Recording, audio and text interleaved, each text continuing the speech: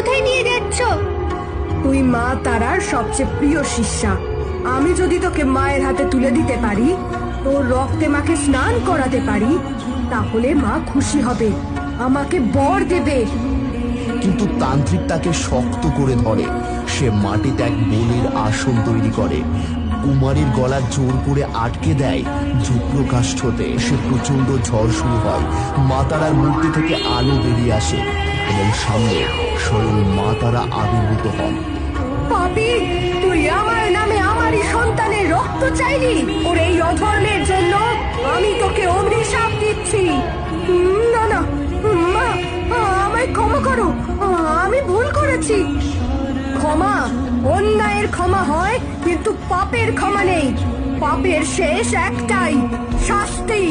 এরপর এক প্রবল আগুনের স্ফুলিঙ্গ তান্ত্রিকের শরীরে আছড়ে পড়ে এবং সে চিৎকার করতে করতে মন্দিরের বাইরে ছিটকে পড়ে।